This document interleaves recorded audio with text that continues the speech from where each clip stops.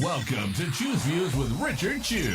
Get ready to dive into a world of insightful conversations and thought-provoking discussions. As progressives, our job is to have an all-inclusive, full-on assault with all of our players. A show that will focus on moving our political, social, economic, gender, and cultural conversation forward. And all of our players means all of our players. It's Choose Views. And now, here's your host, Richard Chew. Hey, good Tuesday morning, progressives, and welcome to the December 10th, can't believe it's already the 10th, the December 2024 edition of Choose Views, 773-763-9278, Facebook Live, TuneIn Radio, Twitter Stream, and iHeartRadio. Email me at richard@WCPT820.com.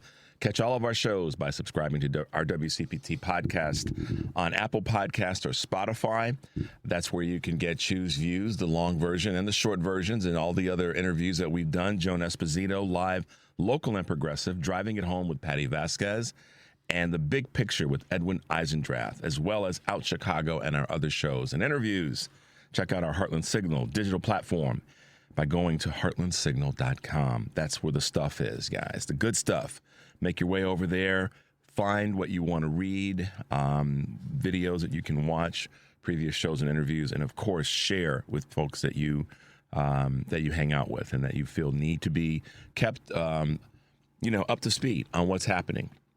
So go over to heartlandsignal.com. It's a great place to be. Good to be with you guys on this Tuesday, December 10th. I was grabbing my coffee this morning on the way in, and the woman that runs the coffee shop said, "Can you believe it's December 10th? Only 20 days until the end of the year." And I thought, yeah, I know. And we always do this. This is just, I think there's kind of maybe two sides to this thought about as time goes by. Sometimes what you have to do, and I say maybe more than sometimes, you do have to press pause and look back on your year and look back for the bright points. I mean, I had a conversation, my wife had a conversation with someone over the weekend, and we were talking about this year having, it's gone by. But one of the things that we also said is that with all that's happened this year, and with the election, and most certainly with here in Chicago with our convention, and all the things that have taken place, we can keep rewinding back to January of this year. There have been a tremendous number of bright spots, and I asked you guys the other day to let me know what your 2025 bright spots will be, what prediction or trend that you expect to have in this next year. And I do really want to hear from you guys in that space. I want to know, what are you looking forward to? I know that with this election, and I know with local politics and local issues here in Chicago and other major cities throughout the country, that we recognize what's going to happen. What's going to be our course to some extent. And I don't want to say course. I mean, we recognize with the inauguration of Trump that we're going to be dealing with some stuff. Let me just say it. And I need to tap dance around it. We're going to deal with some BS. Okay, we know that. But what I want us to do is to understand that we get to fight back. We get to punch back. We just do. I've been watching this show, Cross, and not to get too deep in the weeds about it, but there was a scene that stays with me, and the father tells the son, young son, probably 8 to 10-year-old son, you never put hands on anybody unless they put hands on you. You're only from a defensive standpoint. And Devin can appreciate this with his self-defense, chops. You're in defense mode until someone puts hands on you. But then the father asks the son, how come you got into this tussle with this kid? And the rule in our family is it's only from a defense standpoint. You don't hit anybody. And he told him why, and it was to defend his father's honor because of some things that people were saying about his dad. And he told the kid to stop picking on his younger sister, and the kid was bullying his younger sister. The kid wouldn't stop. So finally, the slightly older brother, decided to deal with it. And I said in my mind, I went, he did kind of put hands on the family. He didn't touch, the bully did not actually touch Cross's son or daughter, but he kept bullying them verbally and yelling at them. And he was playing a video of something that his father had done. And I said, you can't put hands on him verbally. And at some point, a bully has to shut up or they're going to get, the meat pack on their face. Now, Devin's looking at me with this stoic look like, until they touch me, I'm not touching them. I could see right what he was saying. And, his brother's got some lethal hands, so he understands the responsibility that comes with that. My point is, we have to be willing to stand up and fight. We're not going to put hands on anybody, literally, but we do have to stand up and put hands on people verbally and with our actions as it relates to defending our space, our territory, our ground. I only repeat this many days because I want you guys to be prepared and to be strong. And that is to be ready to fight. Not literally, but to be ready to fight for the things that we believe in. Again, our ideas are better. They just flat out are. We didn't get it done on a national level and some of the Senate races and the House. We didn't get that done, but we didn't get it done because our ideas are bad. And I asked a question yesterday about Democrats moving to the center, and you guys were all like, hell no, we stand our ground. And I said I wasn't going to, preamble my thoughts on it too much because I think you guys kind of know where I stand. And I think that if we keep reminding ourselves that standing strong is better than acquiescing, or as my new phrase is, we can't go to Mar-a-Lago, you're going to feel a hell of a lot better the day after the inauguration if you know that you're going to stand your ground and that you are not going to be pushed around by any of these knuckleheads, period.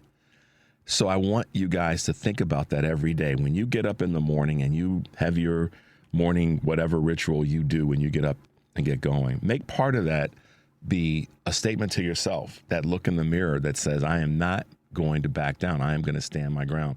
Put it in the positive. Don't even put the word back down in your vocabulary.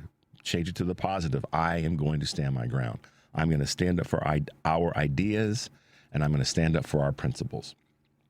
And that's on a local level and, regional, national level. That's where I believe, need to be. And we need to encourage ourselves to be there. And so when I ask the question, as I look at my notes about what are you going to be optimistic about and forward thinking about in 2025, I'm serious. I want to hear from you guys when you call in or text or whichever you do. I want to hear what you're going to be optimistic about next year. It's important to say it out loud. Certainly say it to yourself, but say it to somebody else. What is it that you're going to be optimistic about? What are your things in 2025 that you're going to be ready to take charge of and go forward with? Because if you don't have that perspective, then this craziness that we're going to be dealing with will impact you in a way that you don't want it to. I'm not going to say it's going to ruin you or swallow you up or any of those things, but you just won't be prepared. And I want you guys to be prepared. So part of it is, what am I going to be optimistic about? What am I going to be looking forward to? What are the things that I'm going to take on and say, doggone it, I'm going to manage this. I'm going to deal with this. I'm going to make sure that this gets done. It will be so inspiring to yourself, to your own code, to be able to get up each morning and say, be damned what's happening in the White House and those fools in that administration.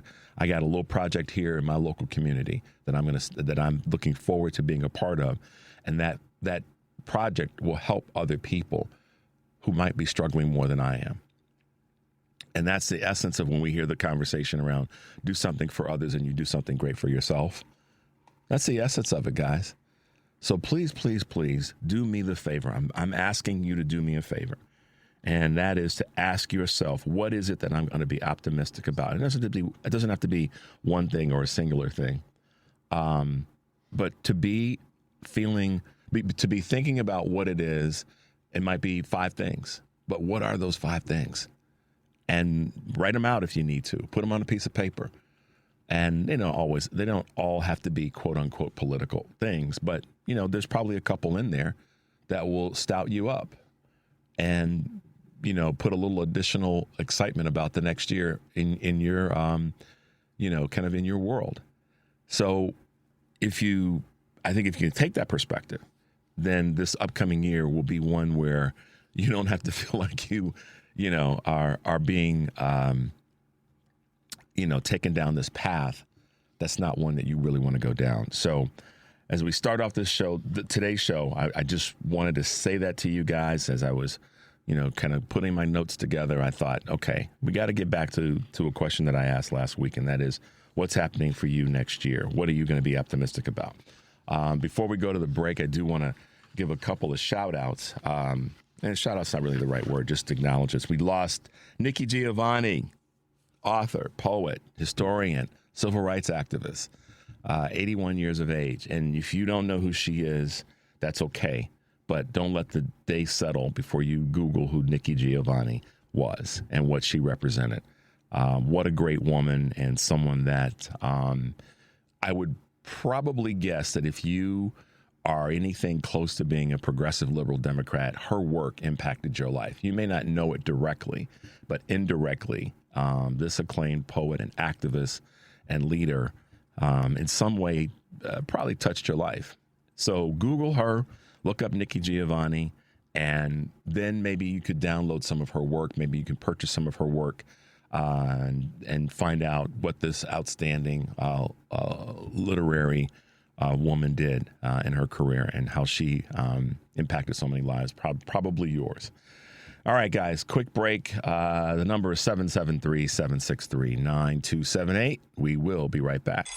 Good morning. You're waking up with Richard Chew. Good morning. Good morning. Good morning. We're live and ready to hear from you. Text or call us now at 773-763-9278. Same number. Simple as that. Let's get the conversation going on WCPT 820, Chicago's Progressive Talk. Hey, guys, welcome back to Choose Views, 773-763-9278. Before we go to Choose Views, I also want to send some good thoughts and vibes to my alma mater, Pepperdine University out in California, which is dealing with something that I dealt with in my time there, and that is the crazy Santa Ana winds, which lead to the unfortunately can lead to horrific fires. And so if you know anybody in that area, check in on them. I certainly will be reaching out to some of my folks that I know that are still in the area.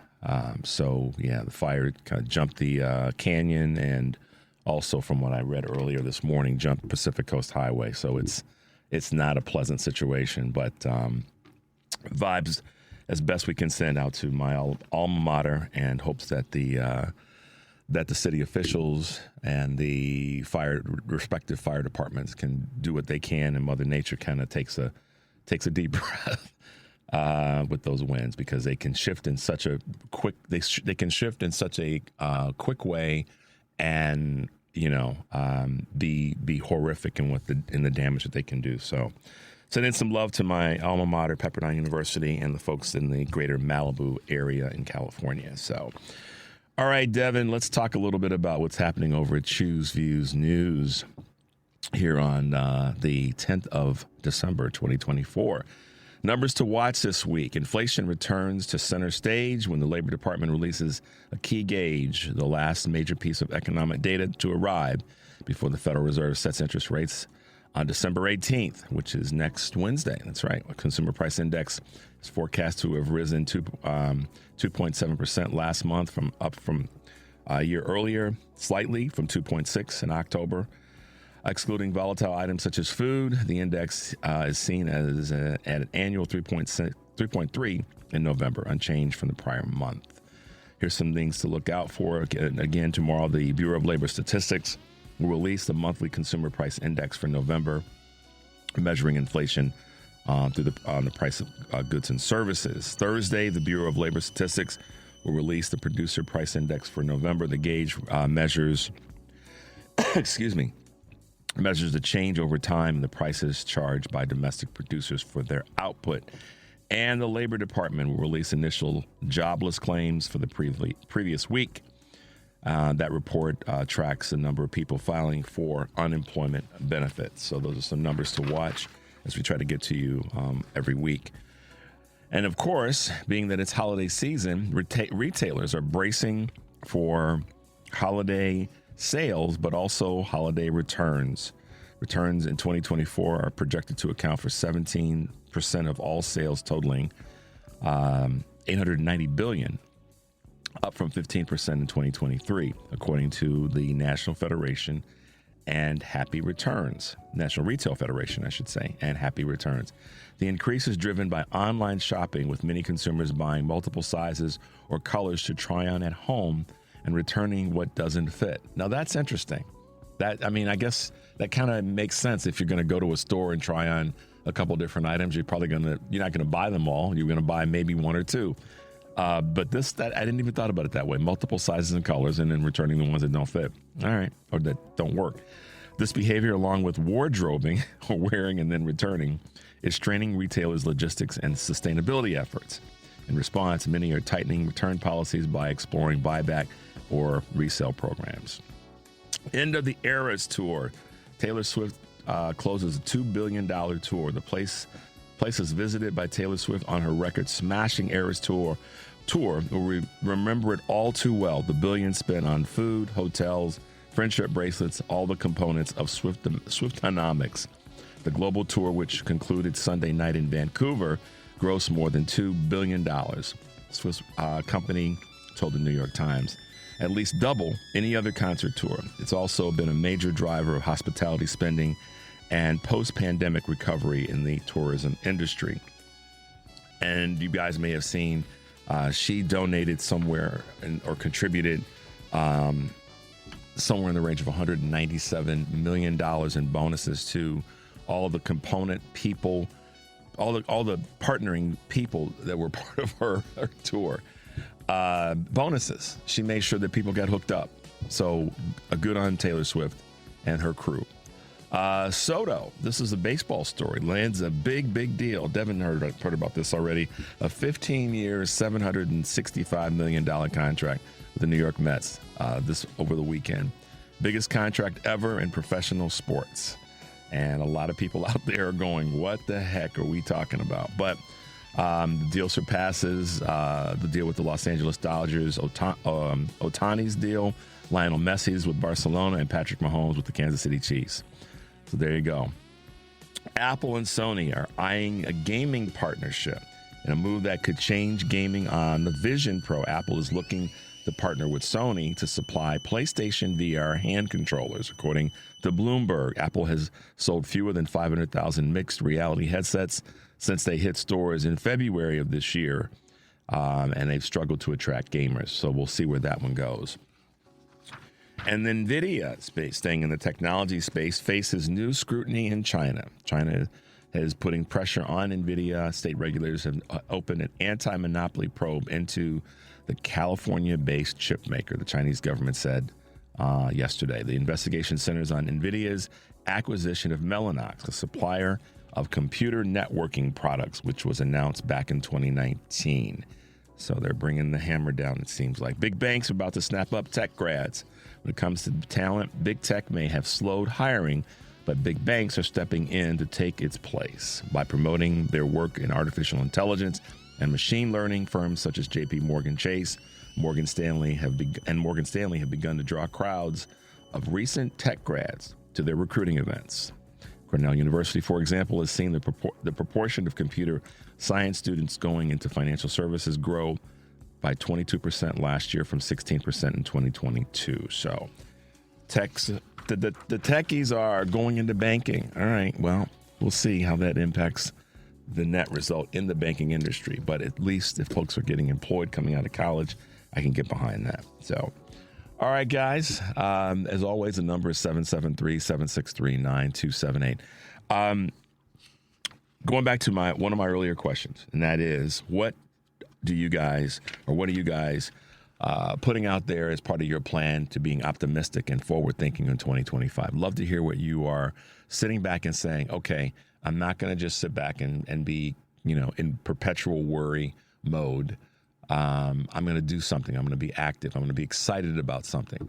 Are you planning some time with family, a getaway, a travel, vacation for next year? And are you planning other things that are part of what I like to call, your forward thinking and your excitement? I'd like to hear from you on that, in that space. And it doesn't have to just be something that you're doing political. If it is, that's great. But I'd like to know a little bit more about where you are in that space.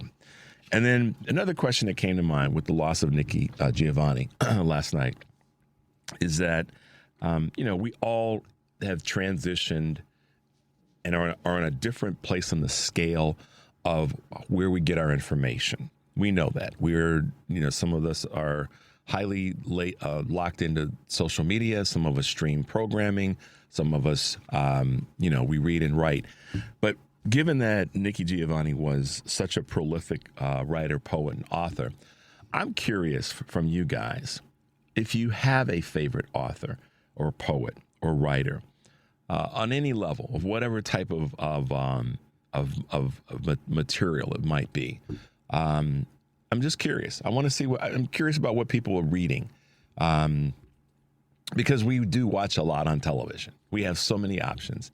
And I was asking Devin earlier, he not knowing I was going to go down this path, but we're talking about Nikki Giovanni. What do you watch? We know we all watch a lot of different stuff, but I want to know, what do you read? What do you read? Are there books? Is there a particular author that you followed and you got his or her books predominantly to someone else? Is there a poet that you've favored? Is there someone that has writes in magazines that you follow? I'm really curious about that. We had the gentleman on a couple weeks ago from the UK, and I did ask him that question about what were his influences. So I'd like to know what you guys are influenced by in terms of what you read. Is it political stuff? Are there things that, even though you're a political head that listens to progressive radio, what are you reading? Books, magazines, newspapers, all the rest. I'm curious about that. I'm historically a person that just gobbled up magazines. Not as much as I used to, but I would have anywhere from 6 to 8 subscriptions to different magazines and would plow through them, couldn't wait till they arrived. And I don't do it as much as I used to. And I've talked about getting back to that part of my, past. But I've always been a magazine head and love magazines. I love books too. I was a kid that my mother dropped off at the library, and then she went and took care of, grocery shop. By the way, groceries have been around, Donald Trump. They didn't just get invented when you decided to run for president the second time or third time. You didn't come up with the word groceries. Just FYI. In case you guys don't know what I'm talking about, look at the interview with Kristen Welker. Anyhow, sorry about that abrupt sidebar. But yeah, I was the kid dropped off at the library, Devin, that would then, have 3 or 4 books to check out and all that good stuff. But what do you guys read? That's the question. Not to bounce you around too much. What do you read? Books, magazines? Do you have favorite authors? Are you still a newspaper junkie for the ones that you can find? Or do you read whatever you read, is it online, and what type of articles and things do you read? Just curious.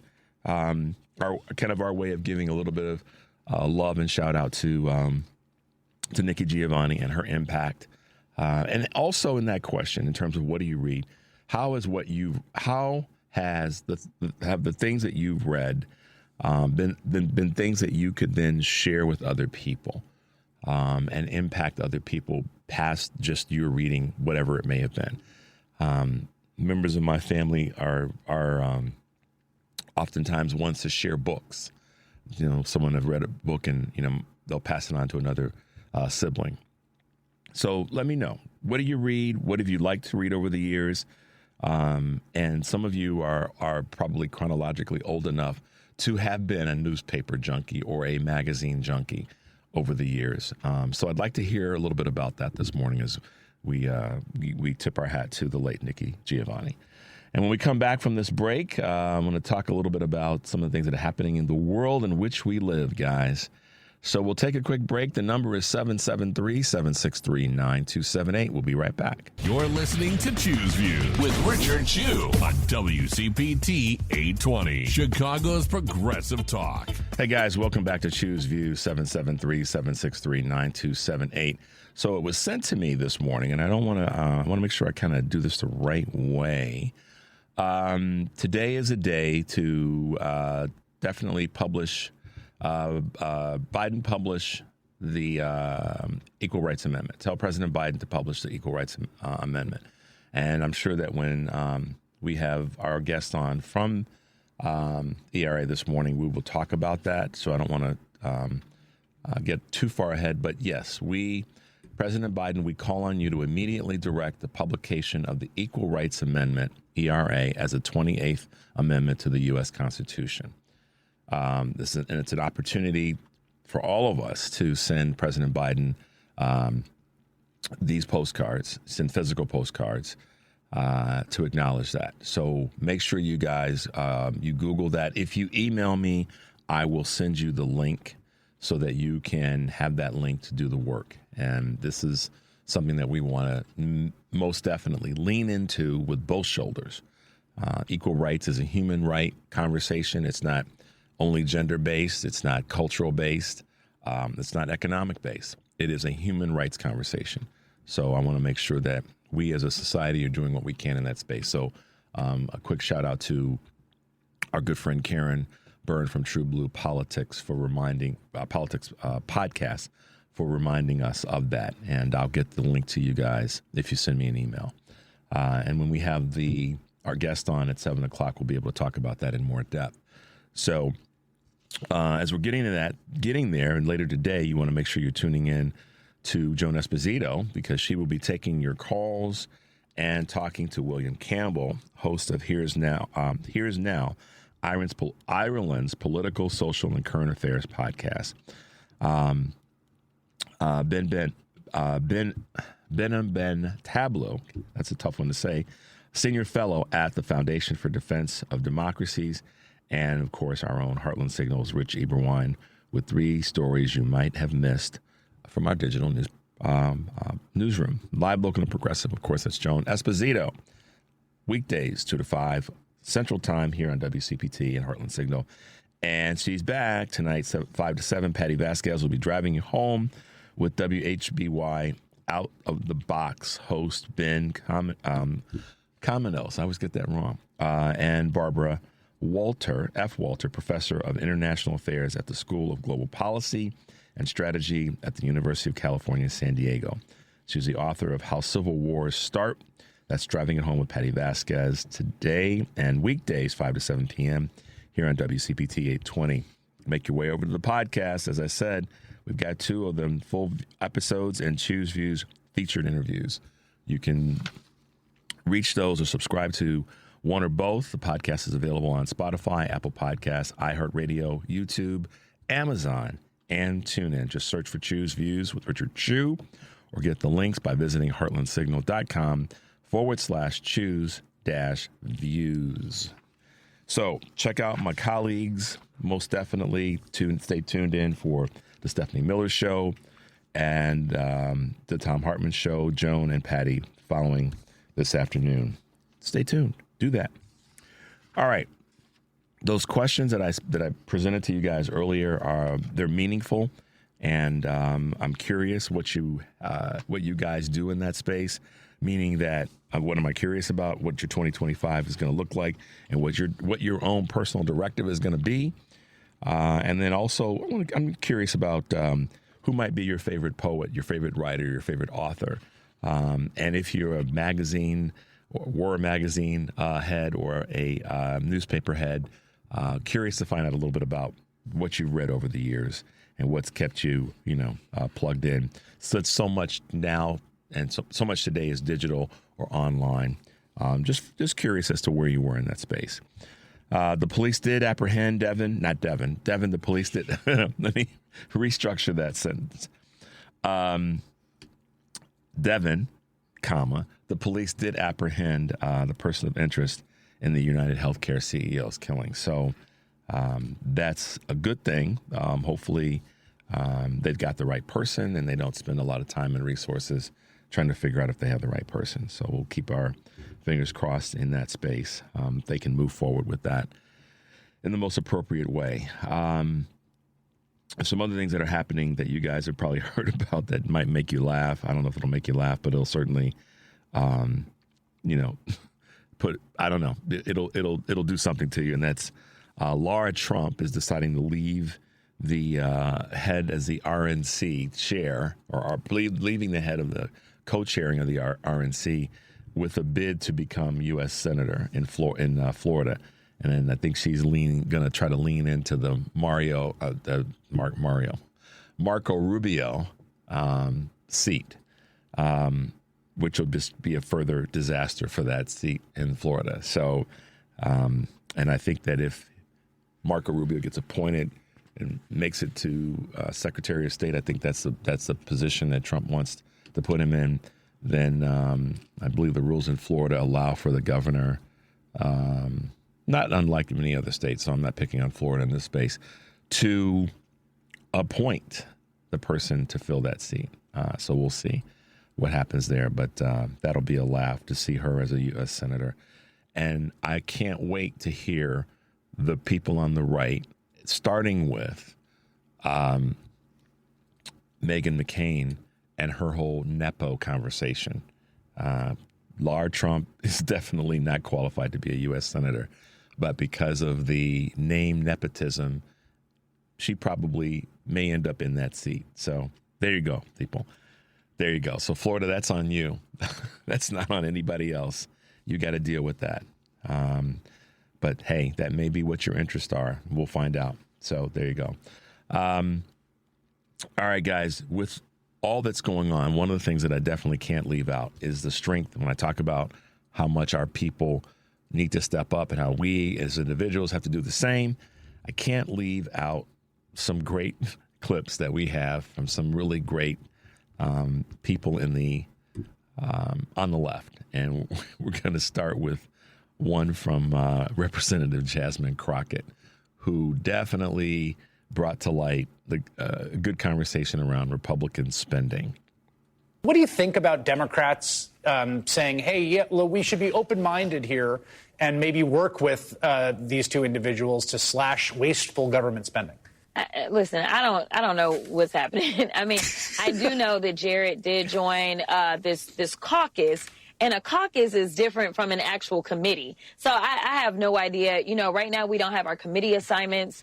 So I don't know who's going to serve on what committee. I will tell you that they did decide that they were going to have a subcommittee on oversight for DOJ. And it is going to be led by none other than Marjorie Taylor Greene, right? So it'll be interesting to see who becomes the ranking member on that subcommittee. And when we start to talk about the committee work, then yes, that is actual work of the House. And whoever is assigned to work on oversight and assigned to that subcommittee, then they will start to do the work. But oversight in and of itself exists to get rid of waste, fraud, and abuse in the government. That is our job, and we oversee every single agency, and that is what we are supposed to be doing.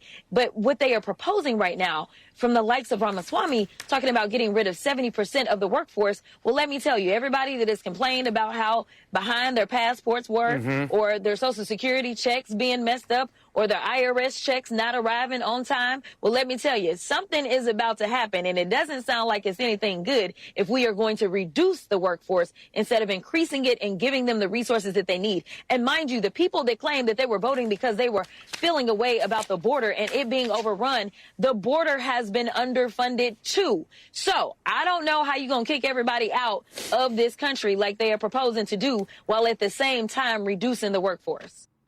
Yeah. So just think about that, guys, for a second.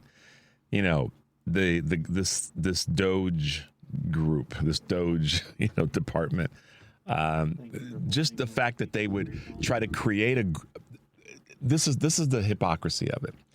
We're going to create a group.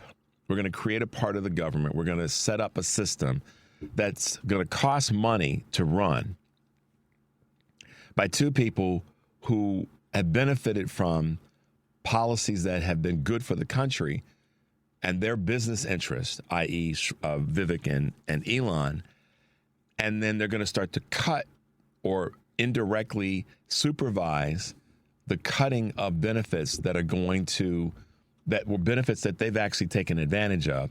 Meanwhile, people who need those benefits for sustenance and survival and progressive and to progress and move forward are going to be left at the street corner. And to Representative Crockett's point, I've used this phrase for years.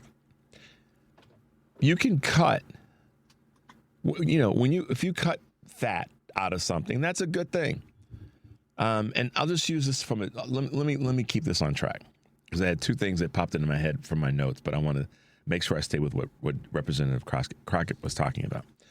If you have a goal of dropping weight, for example, and you lose fat, okay, that's on the minds of all of us who are trying to maintain and stay in good health. You can go to a point where you start to deteriorate muscle. And that's not a good thing, because muscle sustains and keeps your bones healthy, and they integrate well together, properly balanced. I look at our budget sometimes the same way. You can cut fat out of a budget. There's things inside of a budget that maybe some of that fat are the benefits that go to billionaires. Maybe that's one of the things where they should start, is cutting some of that fat out, but not the fat not the muscle that helps to sustain everyday citizens. And to her point about the border, if you cut that's been underfunded. So where are you going to cut?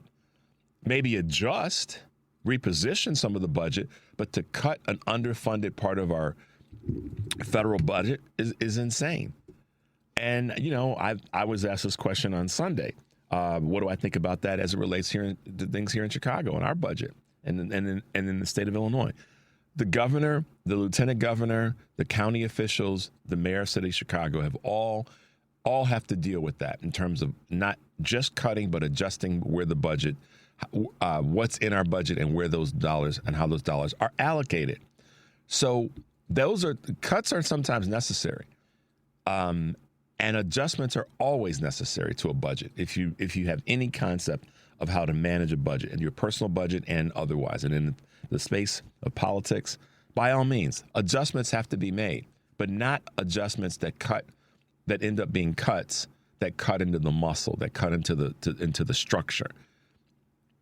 And so to say you're going to cut things as it relates to the border, or to say you're going to cut things as it relates to how we handle immigration, that could end up cutting into the muscle and bruising the bone. And the same thing is true when it comes to Social Security and veterans benefits. To me, that's cutting into the muscle or cutting into the bone. And how is that? Why do I say it that way? It's because veterans benefits sustain people in a way that no other benefits do. Social Security benefits and Social Security as it relates to disability sustain people as no other benefits have done. So to cut those, to say that you're cutting fat, it's going to inevitably mean cutting into the muscle and damaging the bone. And that is my way of saying, from a sustainability standpoint, economically, it's a dumb A move.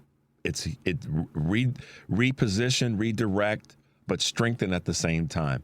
You can't cut into those and get rid of those to the point where, the fancy word of, waste, fat, fraud, and abuse is the excuse for ultimately cutting into the bone, cutting into the fat and damaging the bone. So I wanted to play that clip for you guys because I felt it's important to hear, how she's approaching this and how that, they're going to stand, as I say, in the void to make sure that these cuts don't go too far, if at all. So quick break, guys. Coming back, we'll grab a couple of calls, 773-763-9278. We'll be right back. Good morning. You're waking up with Richard Chew. It's what I want to hear. All the time. We're live and ready to hear from you. Text or call us now at 773-763-9278. Same number. Simple as that. Let's get the conversation going On WCPT 820. Chicago's Progressive Talk.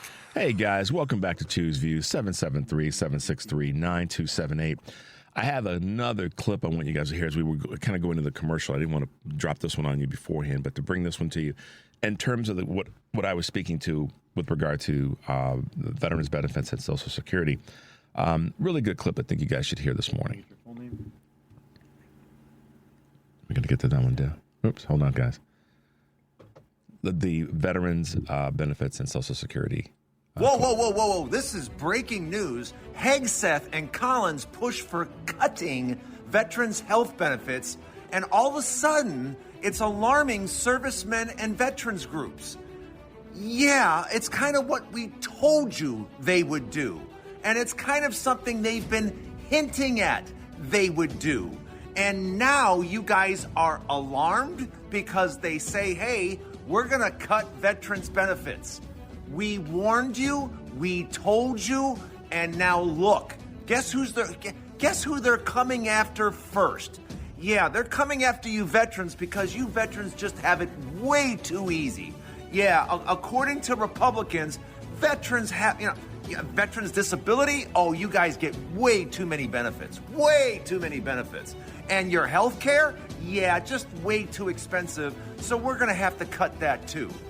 You see, what you don't understand is you are voting against your own interests. If you are a veteran voting for Republicans, you are voting against yourself over and over and over again. And now you effed around, and you're about to find out. Like and follow for more. So we have to stop that craziness. At this point, we know that there are folks that are being suggested, as I keep calling it, to this administration that want to cut, which is going to cause pain for people. There's no doubt about it. And as we make our way into 2025 and we make our way through this inauguration and that day one reality, this is an area that we have to push our congressional leaders to make sure that they stand in the way. And, it is going to take some congressional involvement to make sure that this doesn't happen. And so this is that, one of those moments of calling your Congress people, both House and Senate. And even if you have a blue Congress, congressional representatives on the House or in the Senate, this is that opportunity to call someone that's in a red district. Call a senator that's a Republican. Call their office. Call the House member that's a Republican. Call their office.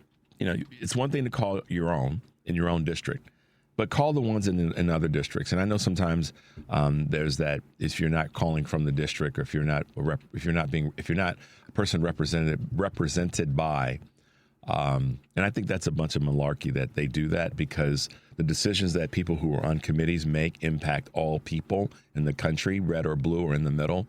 So that block that they try to do is crazy. But if you have to leave a message, then leave a message. If you have to send a card or a letter to a Republican House member or Senate member of the Senate to let them know you're watching. That's the position we want to take in terms of standing in the void. So let them know that we are watching. So 2 clips that I felt you guys should be aware of and just continue to be mindful of. Let's see, Devin, are we able to go to a couple calls? Let's go to Big Art. We haven't heard from Big Art in a little bit. Welcome to the show. Good morning, Big Art. Good morning to you, and thanks for taking my call. Yes. Yes, as far as 2025, I just want to be more at peace and save a little more money. But letting everyone know that knows me, I'm not dying broke. I may not have tens of thousands of dollars in the bank when I go, but I'm not going to be dying broke in debt, and my children have to deal with that. As far as authors, I've read every book that Dan Brown has ever written. Dan Brown of the Da Vinci Code and Angels and Demons. Oh, okay. I was like, I'm not familiar with now I am. Really? Yeah. I've read every book he's ever written. He wrote a couple, 2 or 3 novels before he wrote the more famous ones. And a lot of people don't know, but I'm pretty sure he wrote Angels and Demons before he wrote the Da Vinci Code. But the Da Vinci Code caused a lot more controversy because I like his historical, his style of writing, where he combines fiction with fact and art and just historical things over centuries of religion and everything. Mm-hmm. And he doesn't condemn it. He doesn't condemn organized religion. What he does is make you think about it. Mm-hmm. It makes you think about the history of it. It makes you think about how strong your faith really is, considering all these facts about how it originated and what it's done over the years. It's just very good. I mean, it had so much controversy, the Da Vinci Code did. Yeah. You know, Ron Howard, he directed it. He directed both the Da Vinci Code and Angels and Demons. Yeah. And I like all three. It was Da Vinci Code, Angels and Demons, and what was the third one? Well, he wrote The Lost Symbol and Inferno. Inferno, that's the one I was thinking of. Yeah, and I read all of them, and they're very good books. Very good. His latest one was Origins, I think it is. I actually listened to Da Vinci Code as a book on tape, or book on CD. That's how I was able to get through it, and really was compelled. And yeah, you're right. Good. I didn't know the name. I couldn't place the name, but in terms of the work, you're absolutely spot on. The books are just excellent. Yeah, I advise people all the time, read those two. If you don't read anything else from Dan Brown's, read those two and watch the movies. They're going to make you think. Yeah. They really are. I can understand the Catholic Church is, the long-established Catholicism and that religion, why they were so upset about it. If you read the book, and they always say the book's always better than the movies, because you can only put so much in a movie. But the books were just excellent, man. They were really good, and I just love his style of writing. I really do. Are you are you a magazine head? Are you a newspaper head? Or not really. I used to be. When the written word on paper and newspapers was more popular. Now everything's digital, of course, and all of that. I don't do it as much as I used to. I've gotten slowed down a little bit, just streaming everything and watching TV and this and that. I heard you mention Cross earlier. Yeah. I heard you mention Cross earlier. Do you like it? I do, actually. I was thinking about checking it out. I do. I'm drawing why am I drawing a blank on the author of the Cross books and the series? But it'll come to James Patterson. And one of the interesting things about this is he said, as they were putting together not only the movie but certainly the TV series, that he wanted to make certain that there would be that they stayed with the cultural part of who the actors would be in the TV series, and they wasn't going to do the work if they did not have a black actor as the lead, and that played Cross or plays Cross. I enjoy it. It's very compelling and it's well written, and there's always with Patterson, there's always some curves that he throws that you don't realize are coming at you. There's so much good stuff out here now. You can't watch all of it. You can't even keep up with all of it. There's so much good stuff that's streaming, and that I'm going to watch this, I'm going to watch that, and you never get around to doing it. Do you ever finish up the Justified series? Or are you still working on that? No, we did get through that. And then the Justified, the reboot. I know what you're talking about. Yeah, we did. We definitely did. So good stuff. Yeah, I thought as a little tribute to the late Nikki Giovanni that I just find out what you guys read and what you may watch. And what drives people in terms of their not just their media, but to your point, how much is streamed, but what do you read? What books do you read? What magazines and newspapers have you read? Are you a magazine head or not? So thanks for that contribution, Big Art. Most definitely. No problem. And I appreciate what you're saying about 2025. We have to pull our shoulders back, and we have to be looking to the upside of what we can get done and where we need to be as we go forward. Yeah, gird yourself, people out there, and don't.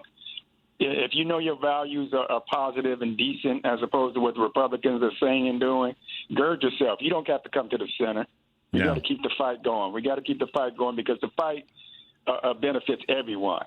Even those who didn't vote for prejudicial reasons or whatever false reasons they put in their brain to not vote for a woman, and especially a black woman, because she just outdoes Trump as far as decency and integrity and intelligence. It just mops the floor with them. Without a doubt. But that's okay. Yep. That's okay. We'll be okay. We'll be okay. All right, Rich. All right, Big Art. Man. Thanks for calling, man. Appreciate your contribution. Have a great day today, okay? You too, man. All right. Take care. Be well. Bye-bye. All right. Let's see if we can. No, we can't because we got to run through this break. Okay, guys that are on hold, stay with us. We have our guests that are going to be joining us in the 7 o'clock hour. So stay on hold. We'll get to you when we, as we go along. The number, of course, is 773-763-9278. We will be right back. Welcome to Choose Views with Richard Chew. Get ready to dive into a world of insightful conversations and thought-provoking discussions. As progressives, our job is to have an all-inclusive, full-on assault with all of our players. A show that will focus on moving our political, social, economic, gender, and cultural conversation forward. And all of our players means all of our players. It's Choose Views. And now, here's your host, Richard Chew. Hey, guys, welcome back to Choose Views, second hour of the show today. Glad to be with you. And most definitely, as I said earlier in the show, it's time to stand up and talk about what you're excited about as we go into 2025. I almost said Project 2025. If we go into the year 2025. And one of those things, most definitely, is making sure that we enshrine equal rights into our Constitution and into our society at large, because without equal rights for all of our citizens, there are people that are going to be left on the sidelines. We've known that. If you've been around long enough, you know that. But every now and again, there's going to be a group or people that decide to take it upon themselves and lean in to this conversation and do something about it. Remember, I said, make sure that you find something to be a part of. Well, the organization that the two representatives from the organization that we're going to have on this morning have done that. Equality ERA Now is a grassroots, there's a key word, grassroots movement co-founded by Alyssa Jacobson, we'll call her AJ, and Alyssa Steigerwalt, we'll just call her Alyssa S. Welcome to the show, ladies. Welcome to Choose Views. Hi, Richard. So here's the thing. I want to make sure that I don't talk over you guys, and I know I'll probably have questions and comments along the way. But for those who are listening, we have Alyssa squared this morning. We have Alyssa Jacobson, Alyssa Steigerwalt. And I was saying to Devin, our engineer this morning, I said, gosh, that must be interesting sitting in a meeting with them and going, so, Alyssa. And then you go, yeah, well, Alyssa. And I'm sure you guys have had someone say that to you dozens of times over the years. Yes. Oh, yeah. We always say, just say Alyssa, and one of us will respond. There you go. So I'll give you guys the mic, but welcome to Choose Views and welcome to WCPT. And we really appreciate the work that you're doing. I'm as excited, curious, hopeful about the conversation that's going on right now about President Biden. We had one of our listeners send to me this morning the link about President Biden publishing the ERA and direct the publication of the Equal Rights Amendment as the 28th Amendment of the U.S. Constitution. I know you guys are leaning in that 24/7. So tell our listeners a little bit about what you created, and tell us a little bit about the organization and as you go forward. And Alyssa Jacobson, why don't you take the mic first, and then Alyssa Steigerwalt, you can fill in the blanks. All right. So thank you so much for having us. We're very excited to be here. Like you said, I'm Alyssa Jacobson. I'm here with my colleague, Alyssa Steigerwalt, and we started this grassroots movement after the election because, like so many people, we were searching for a way to channel our frustration and to fight back. Everyone kept saying, it's time to act, time to get organized. So this movement is our answer. Alyssa Steigerwalt.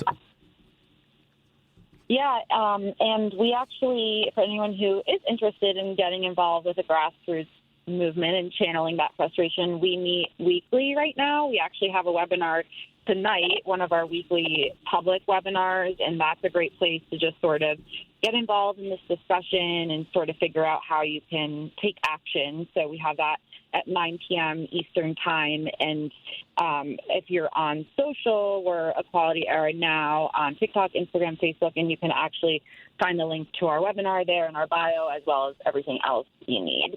So, yeah, we'd love to have anyone involved who would like to be. So right out of the gate, one of the quick things that pops into my mind is, you guys got this started since the election, but I know that prior to the election, this was something that was on your minds, and it's a conversation that, irrespective of who won this national election and who won the Senate races, the House races, state legislatures, and all the rest, that it's an important conversation. It's beyond important. It's something that should be equal rights should be enshrined in our Constitution. What has been motivating you guys, though, since the election to push even harder? Well, so a lot of people are in panic mode right now, trying to pass bills, get things done in the final hour before Trump takes office. We firmly believe that everyone should put their fighting energy behind the cause of the ERA because it really affects everyone. And we really believe that this is something we're going to need in the coming years more than ever. So the fight became a lot more urgent after the election because there's so much at stake, so much that can be rolled back, hard-fought rights. So it feels more urgent than ever. Though, like you said, regardless of who won, women should be in the Constitution. I'm not sure if people fully understand, but women are not explicitly protected by the Constitution. We're not guaranteed gender equality under the law in this country. So really, considering the incoming administration, that's especially terrifying, and we want to do something about that. Alyssa? Yeah, absolutely. Yeah, I think it's something like 80% of Americans mistakenly believe that the Constitution actually does already guarantee gender equality. So there is like a huge misconception there. But the vast majority, obviously believe women should have equal rights with men in this country. And that's all we're looking to try to do. And, like Alyssa said, we want to just have some protection, a sort of foundation to really help in these fights in these years ahead. And this is going to be a constitutional amendment. I know a lot of people have a lot of doubts. We can't predict what will happen in these coming years, and things can just kind of go by the wayside. But this is not just something that can go away if we get this in place. It will outlive anyone on the Supreme Court. It will provide protections for centuries to come. So this is something that will really be able to stay in place if we can get this published. So it's a very big deal for sure. What are the obstacles that are going to be faced in these next 40 plus days, or period for President Biden to get this done? So there are actually a few different approaches happening, and there's a lot of fantastic organizations working towards this right now. But just to let everybody know just how close the Equal Rights Amendment is, it's already met the 38-state ratification requirement. It passed with a 2/3 vote in the House and the Senate all the way back in the 70s. This fight has been going on for 101 years. Actually, 101 years today. December 10th was a very significant day, so we're extra lucky to be speaking to you today. But the only thing holding it up is this arbitrary deadline, and Congress can actually remove this deadline with a resolution called HJ Res 25. It's only a few Republican signatures away from a floor vote. So right now, we're currently focusing the majority of our efforts on getting 4 more Republican signatures before Congress adjourns next week. Granted, that is a lofty goal on a tight timeline, but we've been targeting 8 strategic reps with calls, letters, social media, op-eds to build pressure. We just need 4 more Republicans to sign onto this discharge petition so that Congress can vote to remove the deadline, and that would move it to publication. Now, I've heard you mention, and many groups too are focusing on the Biden approach. There is another route that organizations are taking, calling for him to instruct the archivist to simply publish it. So there's a few different approaches, all to the same end. We're all fighting for the same thing, trying to get the ERA published before the next administration takes office. Alyssa, any other thoughts on what the obstacles are? Yeah, I mean, just like AJ said, it's one of those things, like, it is a tight deadline, but I think the flip side of it, we know the obstacles, but the flip side is I think a lot of people are like, it doesn't just take so long, and how can we possibly push this through? Like Alyssa said, we already have the 38-state required ratifications. We already have that 2/3 vote. So a lot of that legwork has been done, and that is why so many of the organizations who have been working on this really believe it's a winnable goal. So we really think we can get there. Who are the Republicans that you guys, either of you can, and both of you can respond to this, who are the Republicans that you think are, for lack of better words, gettable? And that's going to lead to another question about how we go forward in 2025. But who are those four Republicans that you think, or 5 or 6 that we might get surprised, are the ones that are gettable? So right now we're focusing on a group. There's actually 4 from New York who have expressed pro-ERA leanings in the past. So there's Anthony D'Esposito, Mark Molinaro, Brandon Williams, Nicole Malliotakis. So anyone listening in New York, if those are your reps, start reaching out to them, start hounding them. We have Michelle Park-Steele from California, Jen Kagan in Virginia, Kate Granger from Texas, Kathy Rogers from Washington. So those are 8 Republican reps that we have been focusing all of our fighting energy on, trying to apply pressure to get them to sign on and get this resolution to a floor vote. So one of the things I'd like you guys to do when you get a chance, send me an email of the list of those Republicans, because I'd like to do something with that as it relates to the show, because here's the thing. As I said this before you guys came on, that part of the work that we should be all doing in the progressive liberal democratic conversation is calling not just our representatives and senators, meaning blue, if you will, but those that are, for lack of better words, on the other side of the aisle. We should be letting them know, as much as we contact our own people, hey, we need you to step into this legislation, not just with the ERA, but with all legislation that's going to be beneficial to all communities in the country. And I'm a big proponent of that. Don't just call the people that we know, call the ones that we don't know, to get them to understand that, hey, listen, I'm in Chicago, but I'm calling you as a representative in New York or California or Texas or wherever to let you know we are watching you.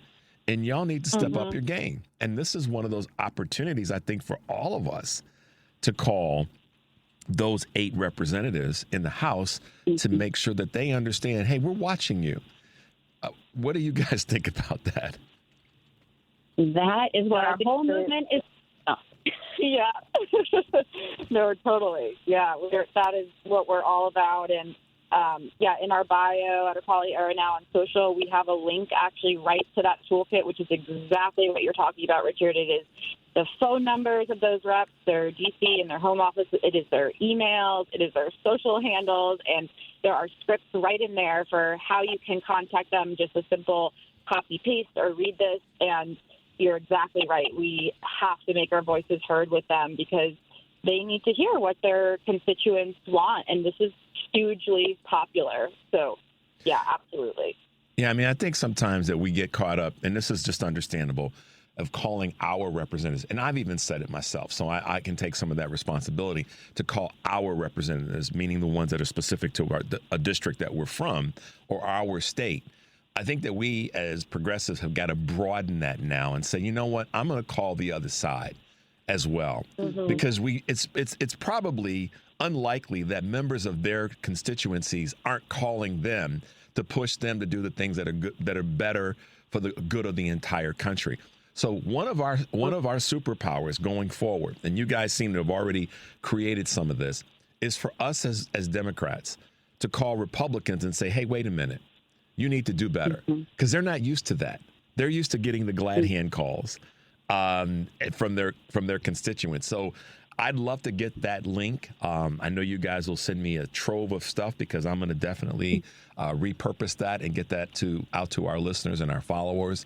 And for those who are listening to Alyssa Squared this morning on our show, you guys have to email me so that I can then send you what they send me, so that empowers you guys as our listeners throughout the country to make sure we're furthering the work that these 2 wonderful women are doing. I mean, I'm so impressed that you guys put this together, groundswell, grassroots after the election, and you're up and running and you're making things happen.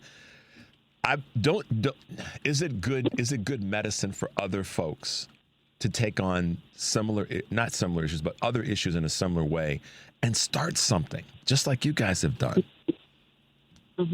Yep. We keep saying, turn your anxiety into action. I mean, this movement would be a testament to just how many big feelings we had after the election, and we needed somewhere to put all of that effort. And instead of doom scrolling and falling into despair and, just letting that consume us, we said, we could turn this into positive action and work towards meaningful change. And along the way, we're really going out of our comfort zone. This isn't our background. We've learned a lot. I hadn't personally really called any reps before, and now I call them every day. And it's just something that I think is great for the American people to start learning how to find their voice and contact the people that are supposed to represent us and work for the people. So it's a really good practice, and I encourage everyone, even if it doesn't sound like your cup of tea, like it's not something you would normally do, not something we normally would do either, but, these are interesting times that we're living in, and it's time for all of us to rise up and work towards our collective voice. So we have, like Alyssa said, all the scripts. We'll get everything to you, Richard, to share, and we're hoping to just make as much noise as possible so they have to listen to us. I like that. So they have to listen to us. Well, and I appreciate you guys saying it that way, and not from a position of arrogance, but from a position of how do we move things forward. We have a ton of listeners. One of our listeners and contributors to the show, her name is Karen Byrne, and she and a good friend of hers have a podcast. It's called True Blue Politics Podcast, and they started this thing a year ago with the goal of being to do as much as they could to lean into the conversation centering on the election. Here we are now, and we did not get the outcome we wanted. But I've said this so many times. It doesn't mean our ideas, and I've said this for a long time, but week before last, David Jolly was on MSNBC, and he said the thing that can't happen is we can't think that our ideas lost this election. Our ideas are better. They're right. They're on point. Why would we not want to have equal rights for all citizens in the United States of America? How could we live in a society where we didn't have that enshrined in our quote unquote most powerful, federal document, which is the Constitution? So I applaud you guys for taking up the mantle and saying, got to do something with this frustration and this outcome that's going to benefit the entire country. What and what that's going to represent to so many millions of people throughout the country. So you guys are definitely on to something. Are you getting a lot of support from new followers? Are you getting a lot of support from organizations? What's happening in that space?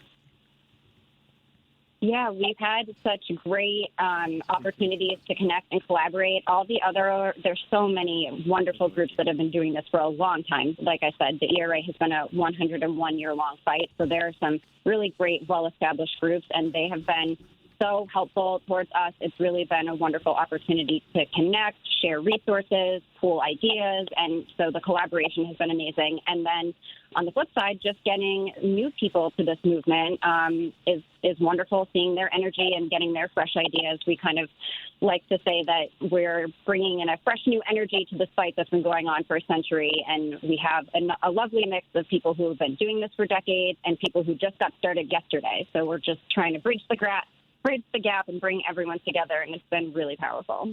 Alyssa, would it be fair to say that find something that you're passionate about that's important to the country, and even if it's a local issue, and then get involved, start it yourself if you have to?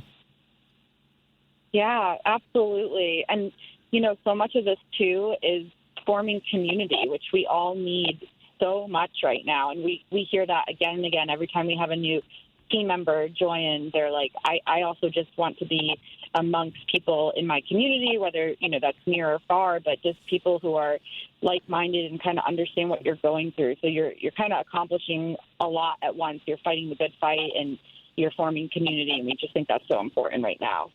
That's great. I have to give another shout out to one of our other regular contributors to the show that helped put this together, and that's our good friend Kurt Mullet.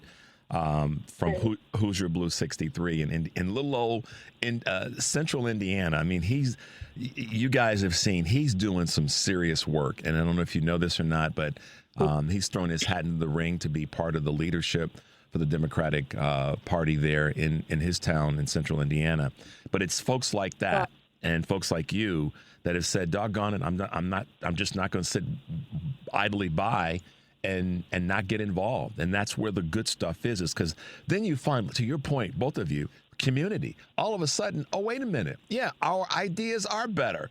And 5 more people have gotten involved, and then 5 more people have shown up. That's how we take things back. We start local. What do you get? Yeah. Right? Yep. Exactly. Yep. And go ahead. And Kurt's fantastic.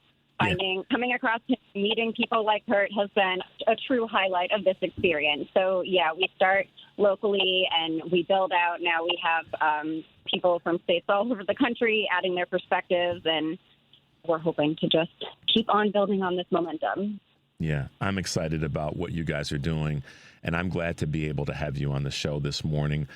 We will have you back, and we will find time to make that work for you, for both of you. And in the meantime, you got to do me the solid of sending me everything so that I can repurpose that out to our listeners and to make sure that people have the ability to plug into what you're working on.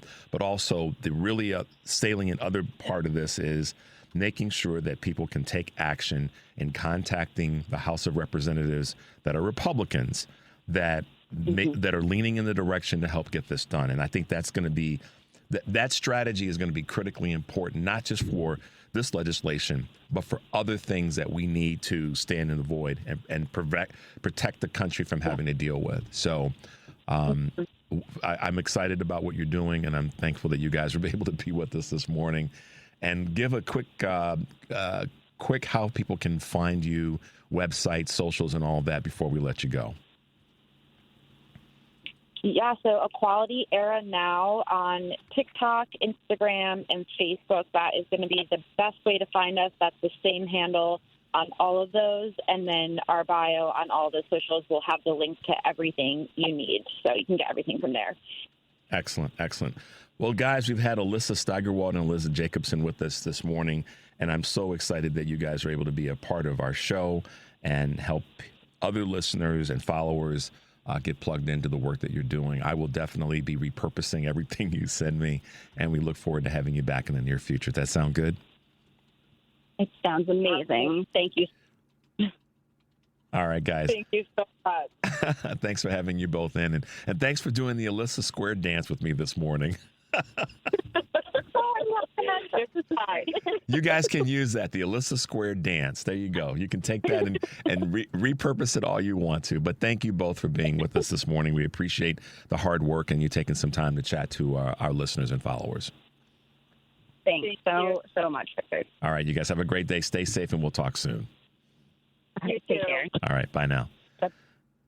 All right, guys, as I said, Alyssa Steigerwalt and Alyssa Jacobson, Equality ERA Now, they are going to, they're doing the work, guys. Equality ERA Now.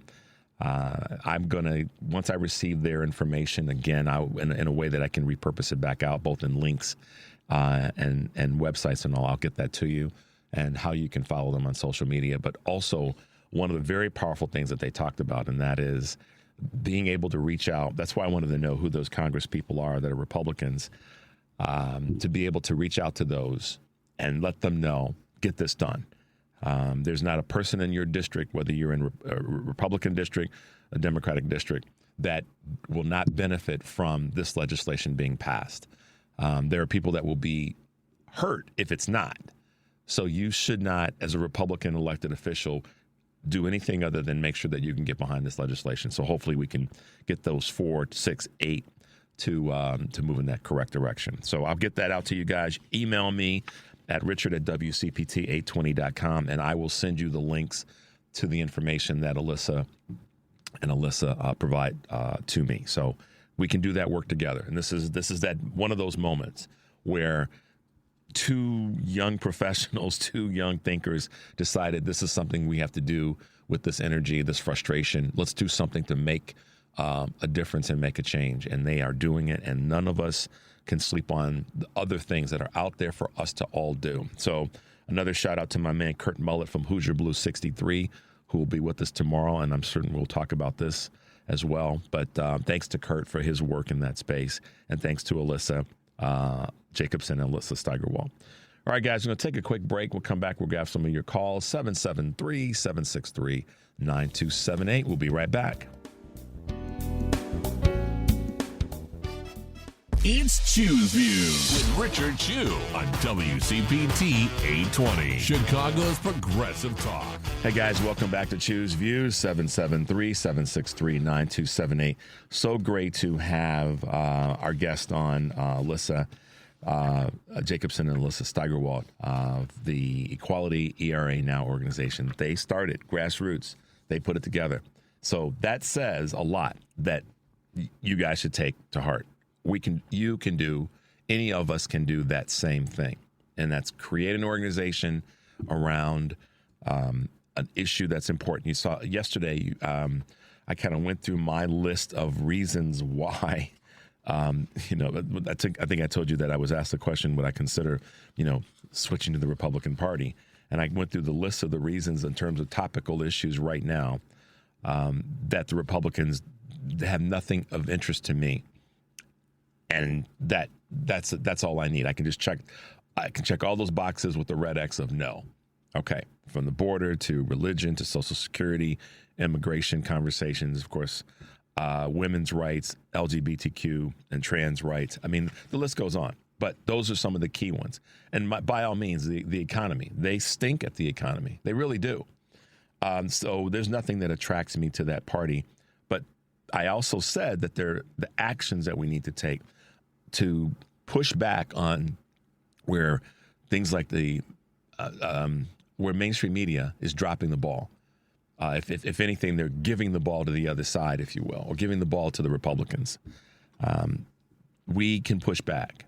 And how we can push back in that space and how we can push back with Republicans and their crazy legislation and bills that they want to get passed and all the things that they are dropping the ball on is by doing what Alyssa are doing, and that's creating an organization, a grassroots organization that's designed to help people who need help and to talk about issues that need to be discussed. They're doing the work, so kudos to them and applause to them. And I will, if you email me, I'll send you their links of the content and the information that they send to me, and we can continue to help support the work that they're doing, and that it'll also kind of give you guys a template for something that you might want to start. So that's where we are. We get to do that now. We've said this so many times. The goal is to not. The goal right now is to catch our breath, but then the second part of that goal is to come out fighting, and they've come out fighting. I'm still just kind of blown away and impressed with the way in which they got this started after the election. They did something with that energy. They did something. They're doing something. So I ask you guys to do something, to look at the year of 2025 and say, what am I going to do? How can I make sure that I'm a player in this game rather than just someone that's in the stands? So there you go. Some shout outs to folks on social media. Indy Armour, let's see, Lana, Rosa, Dustin, Jennifer, Jen, Harris, Rita, Strong EL, Chris, Jay. Gosh, you guys are busy sending me stuff. I love it. All right, let's grab a quick call, Devin. Let's go to our man Victor on the northwest side of the United States of America. Good morning, Victor. Welcome to the show. Good morning, Mr. Chu. How do you do? I do well, from what they tell me. That's my patent response to the best talk show on the planet. Thank you, sir. Political discourse. One thing I think we should do is that the NCAA? The NAACP. Yeah. And women groups should file a lawsuit in Republican-held states that have taken away their constitutional right to vote by disenfranchising black people votes and women votes. And we know that in the Constitution it doesn't guarantee the right to vote except in two amendments, and that is the 14th Amendment that guarantees the right for black people to vote, and the 19th Amendment that guarantees the right of women to vote uninfringed. So I think we need to get on record and file these lawsuits before the Trump administration takes over, and in that way we can prove that the laws that were passed in a lot of these states are unconstitutional and illegal.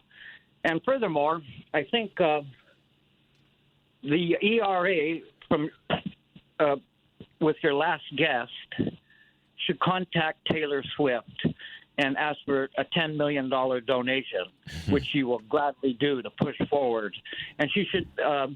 She probably will fund this lawsuit against the Republican states that disenfranchise women and black people from voting. And one last thing, Donald Trump was on Meet the Press, and, he answered a lot of questions by lying mostly and not being straightforward. But during one of the questions, Donald Trump said, what he plans to do is drill, baby, drill. That's an exact quote. The host should have come right back and said, hey, Donald, do you think you really need any more holes in your head? Oh, that was a good one, Victor. That was a Victor specialty. Absolutely it was.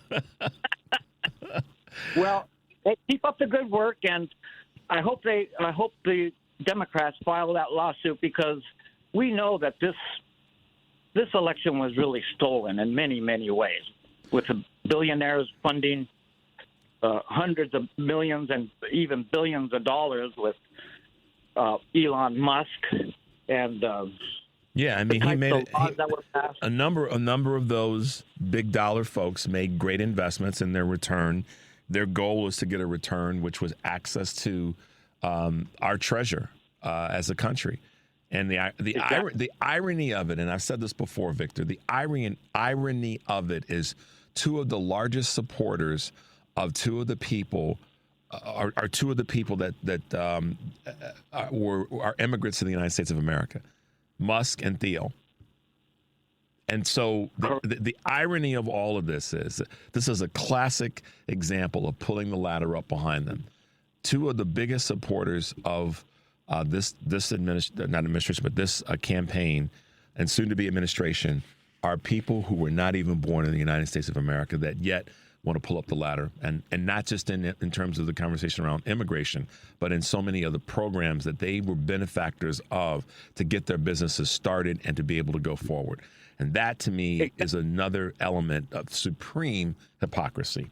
And so, yeah, go ahead. I'm sorry. They're basically they're stealing the American taxpayers' money to fund their own crooked and corrupt projects and that Donald Trump is going to give them is part of the budget of the United States while disenfranchising Social Security, taking away Medicare, Medicaid, and Obamacare.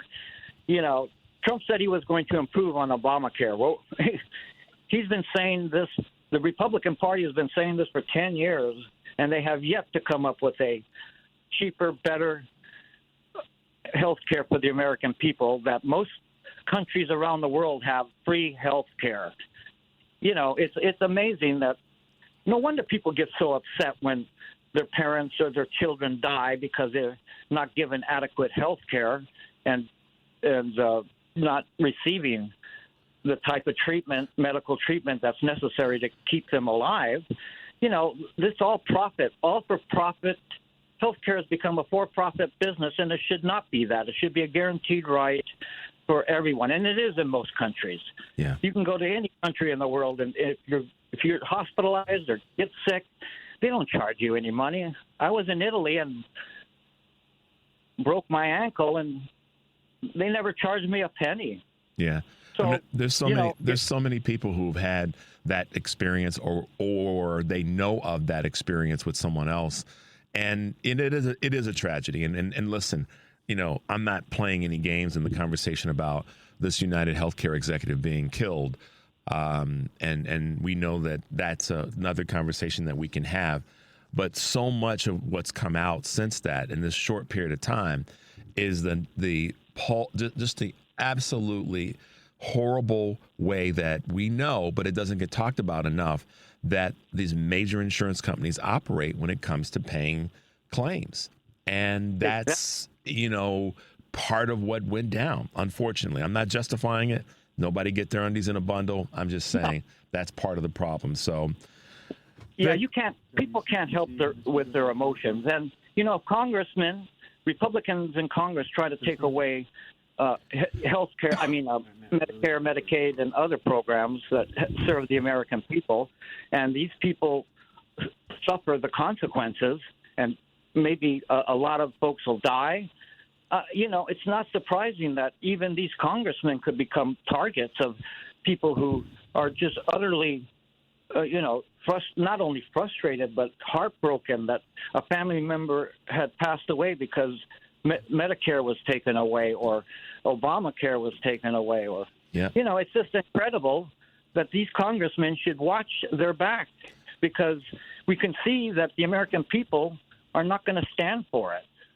Yeah, good point, Victor. Got to bounce to the next caller. Okay.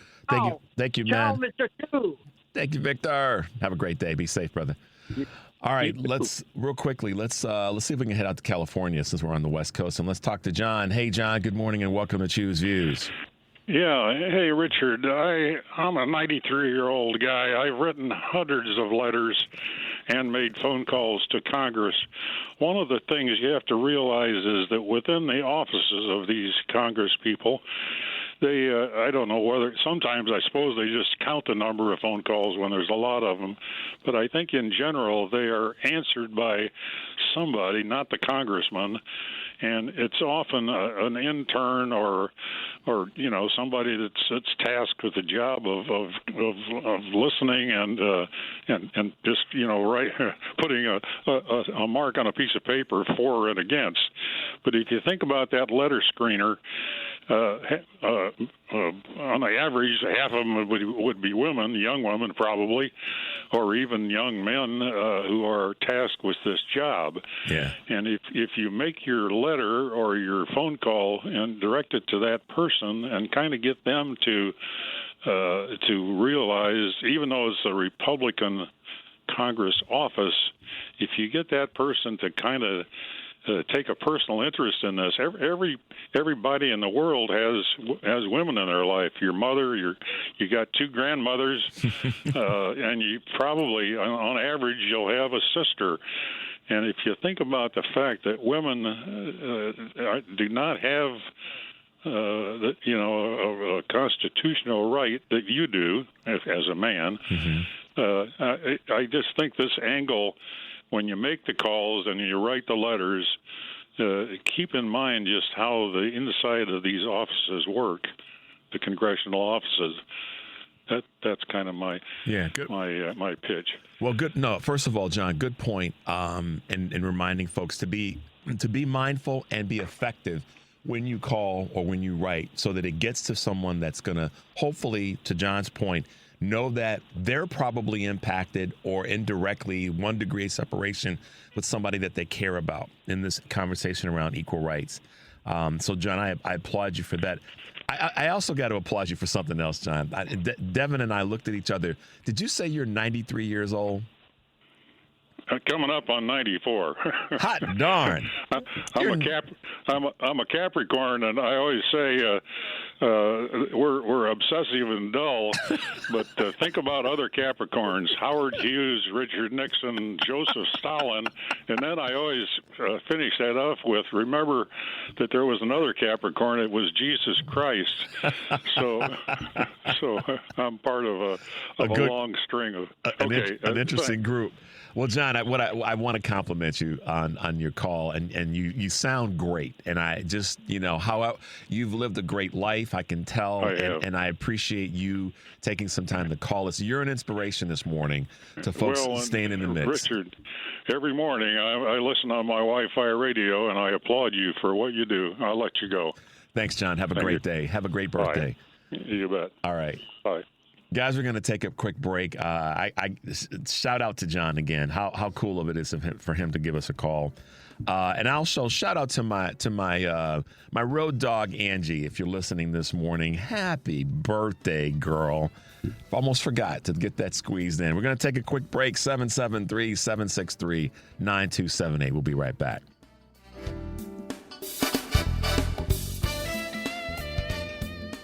You're listening to Choose Views with Richard Chu on WCPT 820, Chicago's Progressive Talk. Hey, guys, welcome back to Choose Views, 773-763-9278. I'm still just overjoyed with John, who's 93 years old, that gave us a call and has lived a life where he's seen a whole bunch of stuff, but he's still plugged in. And he, like our local grandma, Azalee, they're still in the mix, guys. So those of us who are younger than they are, we ain't got no excuses. The reasons, we may have excuses, but we don't have any, any ones that are good enough. If they can still be contributing to what's happening, then we sure as heck need to ask ourselves, like Alyssa Steigerwalt and Alyssa Jacobson. I don't want to be disrespectful to those women talking about equal rights, to the work that they're doing. Get involved, y'all, and have a plan. And like John said, know what you're dealing with, but still get involved. He didn't say not do it. He just said be smart in the way in which you approach reaching out to the congressional leaders. The same thing applies to your state folks as well and your local people. That's where we are. All right, Devin, let's go to Matt in Oak Park. Matt, good morning and welcome to Choose Views. Good morning, Richard. Hey, I just wanted to make a brief comment about, I love all the optimism, and I hope we can move forward and make some plans to solve this problem of voter suppression and inequality. But the problem I see, Victor made the comment that when he was in Europe, he broke his ankle and didn't have to pay any bills. The problem is that most of the people who would vote for Trump have never gone to Europe. They've never gone outside their 10-mile bubble of racism and, the 6 hours of Fox News. And so it's really hard to make people like that understand how good it can be. So I hope we can reach those people through podcasts and community efforts. But we all live in our own bubbles. I'm in Oak Park, and we think that everybody feels strongly about women's rights and equality, but clearly when you get outside of the city, it's a very red zone. Yeah. I got to tell you something, Matt. One of my colleagues said to me recently, she said, we have to get out of our own bubble. And I agree with that. And one of the ways to get out of our bubble is to look around and say, what's wrong or what's something that I'm not happy with, and go, what can I do to affect that? Whether it be health care, equal rights, whether it be voter suppression, all of those things. And I love how you put it, Matt, because I'm with you, man. In the certain communities that we all live in, the things that are immediately around us look pretty good for those of us who are in a blue city, blue region, blue state. But at the same time, we do have to approach this realistically. And realistically maybe isn't the right word, but we have to approach it eyes open, knowing that the fight is a fight. It ain't tiddlywinks. So I applaud you for reminding of us of that. I don't go into this stuff, glassy-eyed, like, okay, and I'm not going to encounter any challenges. I'm just saying I'd rather do that than to sit back and take the hits. I'm more of a fighter, and I just want to continue to encourage you guys and folks like you, Matt, that bring it real, that, we have fights in front of us, and let's be prepared to do them and to do them as a community. So, Matt, I know you're driving, man, so please be safe out there today. And I appreciate your contribution. Thank you, man. Be safe out there today, okay? Hey, so cool. All right, be well. Matt makes a good point. Listen, you know who's your host. I know that that there's work that we have to do. I know that, and I know you guys know that. I know that when I say it. I also know that the work is work. It's not eating dessert. It's eating the it's eating the entree that maybe you don't necessarily like, but we gotta eat the entree. We'll get to the dessert if we do the work. And to Matt's point, let's broaden ourselves and let's strengthen ourselves. I say that often, guys, because we know that it's true. But I want to do my best to say it optimistically. It's folks like Matt that call in and just remind us, we have to be optimistic, and we have to also recognize that the challenge is there. We have to take also a little bit of lesson from folks like Alyssa Jacobson and Alyssa Steigerwalt, who said, you know what, I'm not going to sit back and just, be upset. I got to do something with this. If they took a message from Mrs. Obama, which is to do something, and of course this was prior to the election, this is during the convention, and do something still reigns strong now. particularly, even more so, to do something. It just does.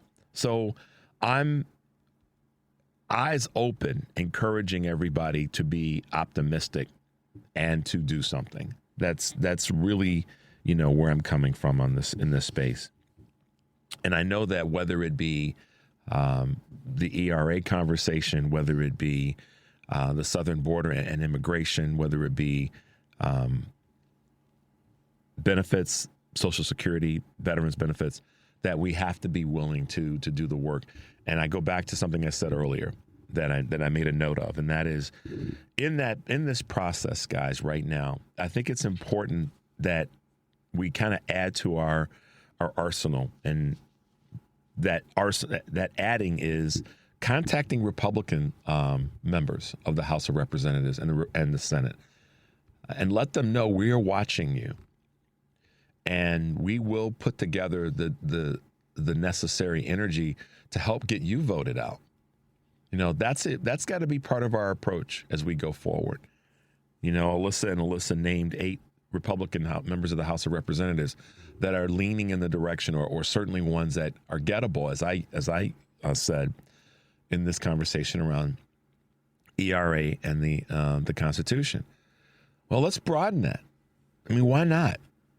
Why not? Even in your local elections, if you've got a Republican, and I'm not saying this to bash Republicans necessarily, but I can't get with them for their legislation that they're trying to get through on a local, state, or regional and national level. I just can't, because it's harmful. It's not about benefiting us. To Matt's point, he goes, if he's outside of his bubble of Oak Park, and I don't mean that in a negative way, but if he's outside of his community, there's a lot of red thinking. Well, I can't get with the red thinking, because it's not designed to help improve the greater society. It's designed to help them and take away from others. I'm not down with that, period. That's why I felt it was necessary to talk about the question that I was asked about, moving to the Republican Party. I'm not down with anything they're doing. And I'm not even down with, sometimes people will say, and you've heard me say a version of this, it's not that bad. Well, at this point it is. And this is kind of what Matt's point was. There's some things that are going to get bad, but the solution is not to sit back and do nothing. The solution is to call them out real time. That's kind of my motto, is to calling them out real time, because any moment you wait to give them space is a moment that you've lost to make a change and to make a difference. I can assure you of that. And if you don't believe me, just look at how we got here. It didn't happen overnight. Like Kim Shepley said last week, it didn't happen overnight. It happened over time, incremental. Chip here, chip there, chip here, chip there. And the next thing you know, the house was torn down. That's how we got here. So don't be the one that's going to sit back and say, well, I'm not going to really go after that person right now. I'm not going to really call them out right now. No, you kind of have to do that, and you have to do it real time. And so the colleague that I had a conversation with about would I ever consider moving to the Republican Party, in the moment I asked the question, why would I do that? And the answer was, or the response to that was, because the Democratic Party has probably failed you. And I said, well, the Democratic Party hasn't failed me. If anything, have I failed myself by not doing more? And that took this person aback, because it said I was taking personal responsibility for where I go. And that's kind of my closing message today, is to take personal responsibility. That's how I started the show, by asking, what are you going to do? What are you going to be optimistic about as we go into 2025? What are you going to say? Here's my line that I'm drawing in the sand, and the things that I'm not going to be willing to accept. And then what am I going to do to affect change? So personal responsibility, start there. Look in the mirror, like I said earlier in the show, and ask, what is it that I'm going to do? What am I going to be optimistic about? And how am I going to create a plan to go forward? We'll talk about this a lot, because that's part of what we do to make change. All right, guys. Thank you for being with us this morning. Shout out to our callers as well as our guests. And as always, take a deep breath, guys. Make your life count. We'll be back tomorrow.